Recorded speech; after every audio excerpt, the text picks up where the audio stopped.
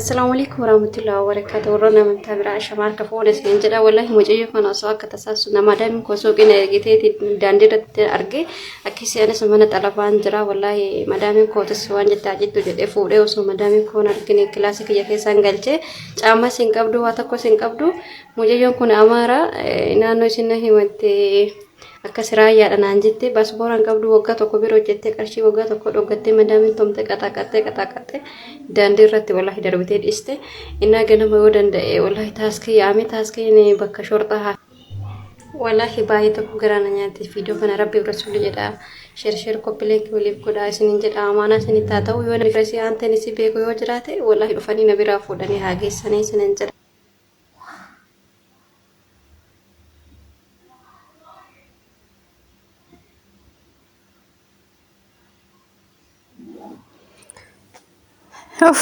Way gara jabeenya ilma namaa wallahi gara jabeenya ilma namaa tokko jechuudha. Biyya namaa kun jechuudha way haadha ambaa way biyya ambaa. Way haadha namaa way biyya namaa wallahi. Wanni isin hunguun hin jiru jechuudha. Micettii miskiina kan akkuma argitan haadha ijoolleeti. Kunoo akkanatti madaamiin isii jechuudha odoo damuuza isin kenniniif akkanatti baaste jechuudha. Akkuma argitan kana luka qullaa jirti. Akkasiin jirtu fuula qaamoosii irraan beeksisa jechuudha. Akkasiin gatii meeqa kafalaa jirtu jechuudha jireenyaaf rakkina tosna fide jetti. Rakkina biyyaa na baasee haadha ijoollee tiyyaati jetti.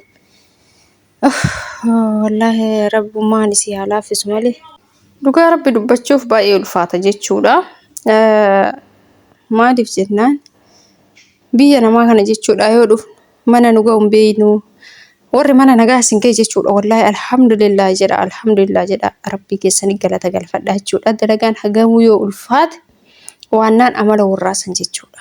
Dalagaan hagamuu yoo ulfaateetiin hin jedhe warra gaarii taanaan homaa sitti fakkaatu jechuudha. Amala warraasaniin dadhabbii ofirraa balleessaa gizee dabarfatta jechuudha. Garuu immoo dalagaan xiqqishuu yoo ta'e dalagamaayyuu xiqqishumaa hojjettee yoo amalli isaanii sirrii hin ta'in dalagaan sunuyyuu jechuudha.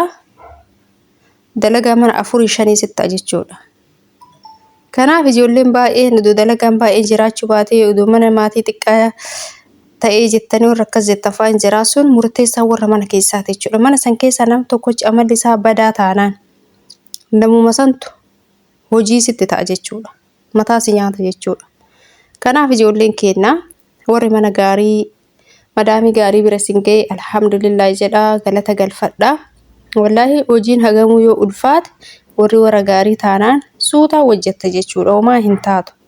Garuu warri amala badaa warra qabu warra gara jabeessa warra namaaf iyyaan hojii amma hojjette kana ammoo hin hojjanne ammoo hin qulqulleessine jettee beekaa fa'a tan xureessitu jira fa'a jechuudha. Waan bakkuma ta'e qulqulleessite kana beekaatuma jechuudha.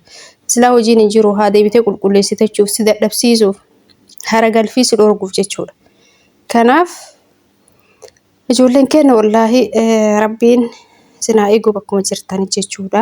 Baay'ee ulfaata jechuudha. Haalli biyya namaa kuni keessaayyuu namoota gara jabeeyyii warra ati hojjettuu gaafa taate bakka akka taraa wayiitti si ilaalan akka ilma namaatitti si ilaalle dubartii taateeyyuu ka odoo ijoollee qabdu ijoollee namaa irratti garaa jabaattu hedduu jira jechuudha madaamu. Akkasumallee gaariin hedduutu jira jechuudha.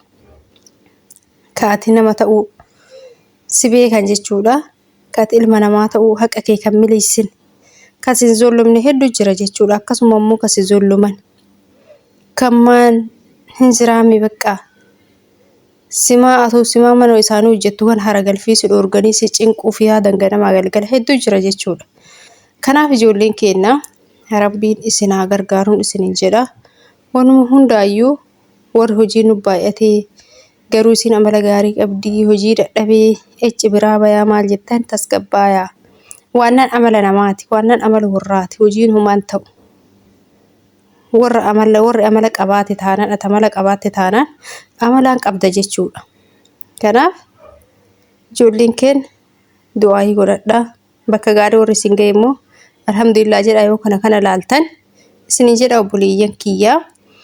Akkasii hunduma keenya biyyi namaa kun rakkanneeti malee nuuf hin ta'u jechuudha.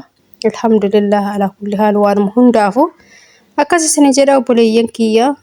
Nu hundaa rabbiin bakkuma jirrutti nu haa eegu nu bira haa jiraatu isinin jedha. Assalaamu alaikum warahmatullahi wabarakaatuh.